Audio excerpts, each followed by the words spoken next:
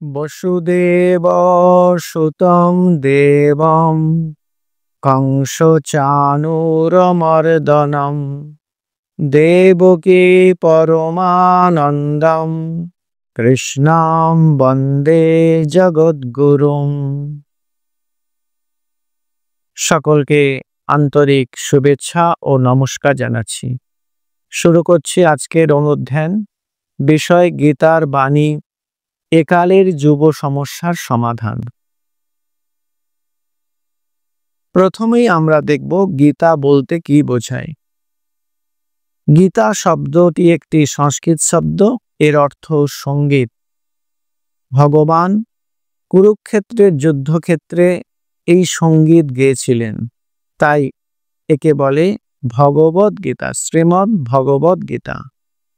এটি মূল মহাকাব্য মহাভারতের অন্তর্গত। ভীষ্ম পর্বের 25 থেকে 42 অধ্যায় পর্যন্ত বিন্যস্ত এই গ্রন্থ।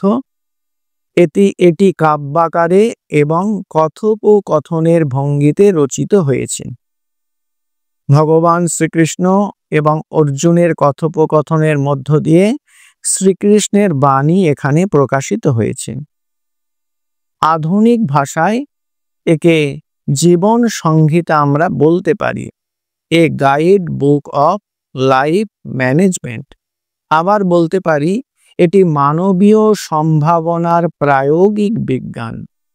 মানুষ হিসেবে আমাদের কতটা সম্ভাবনা আছে, কতটা আমরা নিজেকে প্রকাশিত, বিকশিত আর উন্নত করতে পারি, সেই সম্ভাবনা ভগবদ গীতা শেখায়, শিক্ষা দেয়।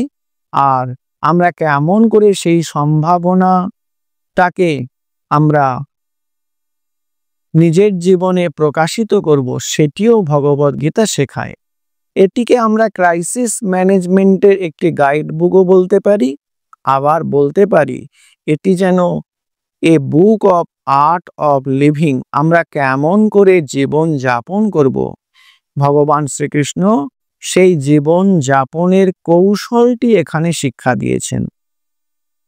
গীতাকে আমরা সোকল ধর্মশাস্ত্র হিসেবে যদি শুধুমাত্র দেখি, তাহলে কিন্তু আমরা একে সীমাবদ্ধ করে ফেলব।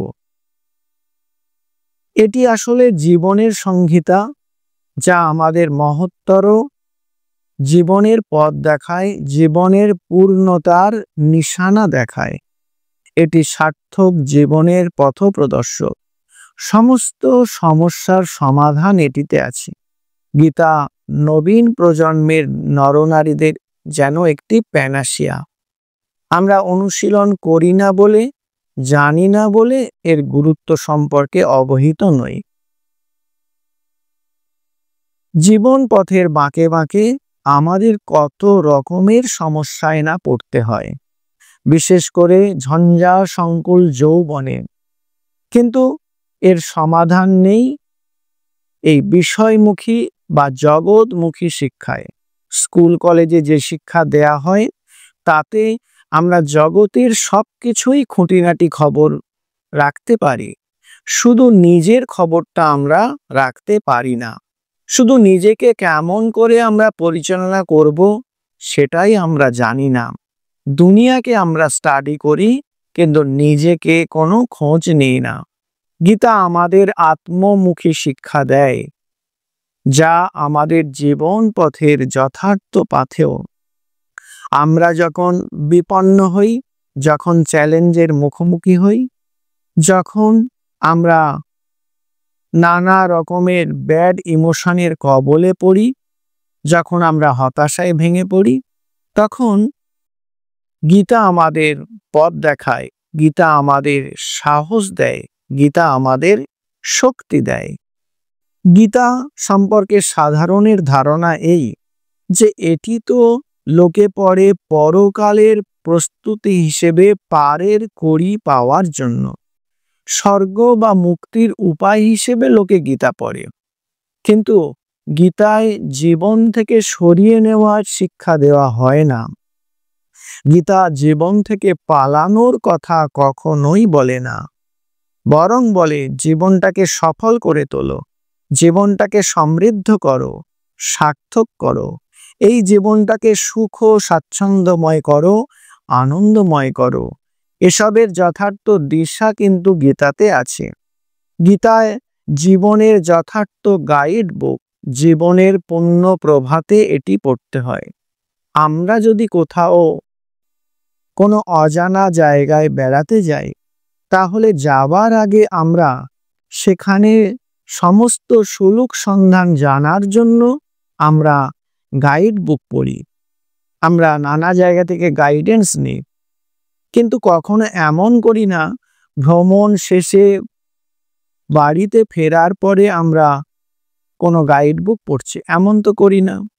তাহলে কেন আমরা এই যে জীবন পথের গাইড বুক, লক্ষ্যে পৌঁছানোর জন্য যে গাইড বুক, জীবনের গাইড বুক এই ভগবদ গীতা, জীবন সংহিতা, সেটি কেন জীবনের শেষে গিয়ে পড়ব? কেন জীবনের প্রথম প্রভাতে পড়ব না? জীবনের শেষে গিয়ে পড়া সেটি কি বোকামি নয়? যুদ্ধ করে অর্জুন, যুদ্ধ না করে অর্জুন পালাতে চেয়েছিল। কৃষ্ণ এই পলায়নী মনোবৃত্তিকে সমর্থন করেননি, বরং তীব্র ভাষায় তিরস্কার করেছিলেন। বলেছিলেন, যুদ্ধ করো, যুদ্ধ করো, পৃথিবীটাকে ভোগ করো। কেবল ত্যাগ বৈরাগ্যের কথা তিনি বলেছেন তা তো নয়, সমৃদ্ধি আর অভ্যুদয়ের কথাও তো তিনি গীতায় বলেছেন। বস্তুত গীতা কিন্তু জীবন সংগ্রাম থেকে পিছু হটতে শেখায় না, গীতা শেখায় চ্যালেঞ্জের মুখোমুখি হতে, সমস্যার মোকাবিলা করতে। বস্তুত গীতায় শ্রীকৃষ্ণের কণ্ঠস্বর আসলে চির যৌবনের কণ্ঠস্বর। The voice of Krishna was the voice of immortal youth.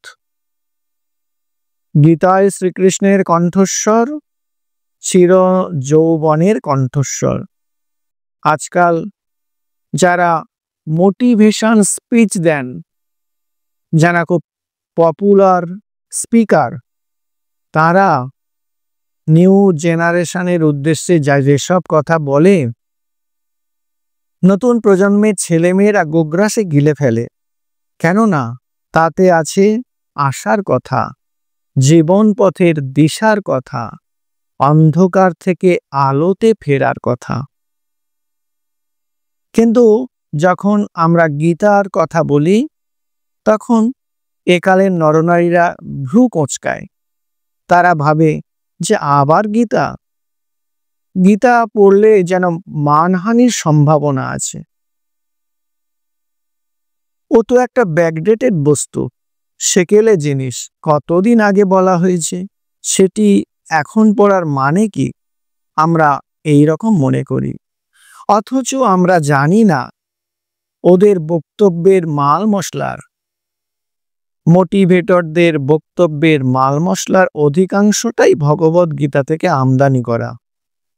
তারা গীতার ভাবনাকে, গীতার চিন্তাকে, গীতার প্রেসক্রিপশনকে নাম না করে তাদের নিজের নামে চালিয়ে দেয়, আর আমরা তা শুনে বিস্ময় বিমুগ্ধ হই। আজকাল বিদেশের ইউনিভার্সিটিগুলিতে, কলেজগুলিতে ভগবদ গীতার চিন্তার সঙ্গে কম বয়সী ছেলেমেয়েদের পরিচয় করিয়ে দেবার ব্যবস্থা হচ্ছে।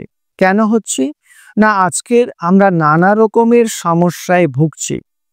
মানসিক চাপ, মনের অস্থিরতা, ভেঙে পড়া, জীবন থেকে বিদায় নেবার পরিকল্পনা নেওয়া, এরকম নানাভাবে আমরা আমাদের জীবন থেকে সরে আসার চেষ্টা করি।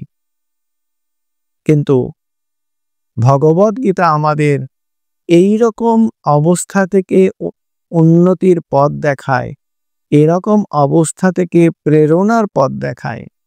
স্বামী বিবেকানন্দ ভগবদ গীতার প্রথম দিকের একটি শ্লোক, ক্লৈবং মাস্মগম পার্থ নৈতত্তয়্যুপপদ্যতে সিদ্ধ্রম হৃদয় দ্রৌবল্যম ত্যক্তোত্তিষ্ঠ পরন্তপ। এই যে শ্লোকটিকে তিনি বলছেন যে এই একটি শ্লোক পড়লেই সমস্ত গীতা পাঠের ফল পাওয়া যায়। কারণ এই শ্লোকের মধ্যে গীতার সমগ্র ভাবটি নিহিত আছে। মোহ ত্যাগ করো এবং যুদ্ধে প্রবৃত্ত হও, পশ্চাৎপদ হয়েও না, এটি আদর্শ। ফল যাই হোক, তুমি কর্ম করে যাও। নক্ষত্ররাজি কক্ষচ্যুত হতে পারে, যুদ্ধ করতে হবে। ভীরুতা ও কাপুরুষতার দ্বারা কিছুই লাভ করা যায় না। পশ্চাৎ অপসরণের দ্বারা কোনো বিপদ দূর করা যায় না। আমরা যারা ক্রমশ বিফল হতে হতে হতে হতে ভেঙে পড়ছি, আমরা যারা জীবন থেকে বিদায় নেবার পরিকল্পনা করছি, আমাদের জীবনটা যাদের কাছে ন্যায়ের সমষ্টি হয়ে দাঁড়িয়েছে, তাদের জন্য গীতার বাণী জীবনদায়ী বাণী। এই গীতা তাদের জন্য একটা প্যানাসিয়ার মতো কাজ করবে। আজকের এই পর্যন্ত। আমরা আবার বাকি কথা বলবো পরের পর্বে। সর্বে ভবন্তু সুখিনো, সর্বে সন্তু নিরাময়া, সর্বে পশ্যন্তু ভদ্রাণি, মা কশ্চিৎ দুঃখভাগ ভবেৎ।